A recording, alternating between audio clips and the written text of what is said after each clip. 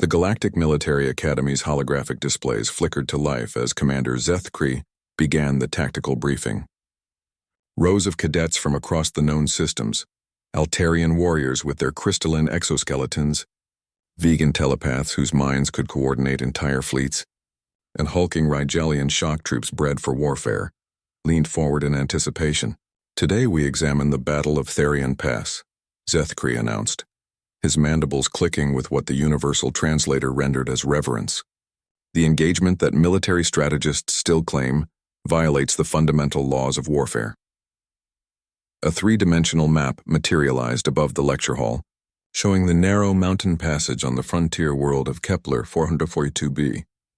The pass stretched barely 50 meters wide at its narrowest point, flanked by sheer cliffs rising nearly a kilometer on either side. The strategic situation was dire, the commander continued. The human colony of New Thermopylae faced imminent annihilation. The hegemony's 47th invasion fleet had already crushed 3 outer settlements. 20,000 hegemony ground forces were advancing through Therian Pass, the only route to the colony's heart. Cadet Vorthak, a young Altarian whose crystal plating gleamed with nervous energy, raised a appendage. "Commander, surely the humans had significant defensive forces." Zethkri's compound eyes dimmed, the equivalent of a grim smile. 1.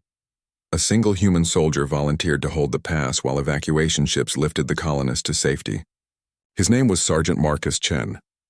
The holographic display zoomed in, showing a lone figure in battered armor taking position among the rocks. The cadets shifted uncomfortably. Every species present understood warfare, but the mathematics here defied logic. Sergeant Chen was equipped with standard infantry gear, Zethkri explained. A pulse rifle with limited ammunition, basic body armor, emergency rations for 3 days, and a portable barrier generator with a 48-hour power cell. The vegan cadet Sai Lin's telepathic probe brushed against the commander's mind, seeking clarification. "Honored teacher, the evacuation required 9 standard days. How could one being, even a human, maintain a defensive position for over twice his equipment's operational parameters?" The holodisplay shifted, showing the first day's battle. Wave after wave of hegemony forces crashed against Chen's position. The human had chosen his ground well, the narrowest section of the pass where superior numbers meant nothing. But the cadets could see the futility. Each assault whittled away his resources. By the end of day 2, Chen's barrier generator failed, Zethkri narrated. His armor had taken multiple hits. Medical scanners detected severe injuries, 3 fractured ribs, a perforated lung, and significant blood loss. Logic dictated surrender. The display showed Chen improvising defensive positions from fallen enemies' equipment. When his ammunition ran low, he used captured weapons. When those failed, he rigged explosives from damaged gear. Each day brought new impossibilities. Day 4 presented the greatest tactical puzzle, the commander said. Chen's position had been bombed repeatedly. The hegemony deployed their devastator units, each one equivalent to a small tank. "Watch." The hologram showed the massive war machines advancing through the pass. Chen, barely visible among the rubble, waited until they entered a natural choke point he'd prepared. The explosion that followed sent echoes through the mountains for hours. Cadet Grommar, whose Rigelian ancestors had conquered 12 star systems, rumbled his confusion. "How did he acquire such explosives? Our intelligence indicates he possessed only standard infantry ordnance." "He didn't acquire them," Zethkri replied. "He manufactured them. From cooking fuel, medical supplies, and damaged equipment components, the human brain's pattern recognition abilities allowed him to see connections that escaped our tactical computers." The days blurred together in the display. Chen's ammunition was long gone. His rations had run out. Medical telemetry showed his body shutting down from exhaustion and injuries that would have killed most species outright. Yet each dawn found him still at his post, still fighting. By day 7, the hegemony forces had taken 60% casualties, the commander noted. Their morale was shattered. Troops began refusing direct assault orders.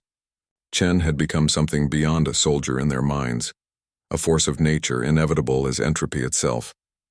The hologram showed Chen on day 8, using rocks as weapons when everything else failed. His movements were mechanical, driven by something beyond conscious thought.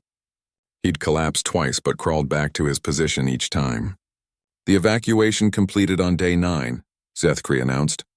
Chen maintained his position for 6 additional hours, ensuring the transport ships cleared the system. When hegemony forces finally overran his position, they found him unconscious but alive, clutching a detonator connected to the pass's remaining unstable sections. The display froze on Chen's final moment, a broken figure who had somehow held back an army. Cadet Silin's mental voice whispered to her classmates, "Such dedication transcends rational behavior. It approaches religious fanaticism." "Not fanaticism," Zethkri corrected, his psychic dampening field having detected the thought. "Something uniquely human. They call it duty, a concept that overrides survival instincts, logical assessment, and even physical limitations." The Rigelian cadet's voice carried genuine awe. "What became of Sergeant Chen?" "He spent 8 months in medical rehabilitation. When offered early retirement with full honors, he declined. He requested immediate reassignment to active duty." The commander paused. "Chen currently serves as an instructor at our special warfare school. His course on impossible defense scenarios has a waiting list 3 years long." The lecture hall fell silent. Each cadet contemplated the implications, that a single member of this relatively new species could reshape the fundamental understanding of warfare through sheer determination. The Galactic Military Academy has spent considerable resources attempting to replicate Chen's feat, Zethkri concluded. "We've used Altarian crystal warriors with their near-indestructible exoskeletons, vegan psychic adepts who could coordinate perfect defensive strategies, Rigelian shock troops bred for combat endurance, elite soldiers from every member species." The commander's mandibles clicked one final time. None lasted beyond day 4. "The mathematics remain impossible. The victory indisputable." Class dismissed. As the cadets filed out, discussing the implications in hushed tones, the holographic display lingered on Chen's image, a ordinary-looking human whose impossible stand had become legend across the galaxy. In the depths of space, that legend continued to grow.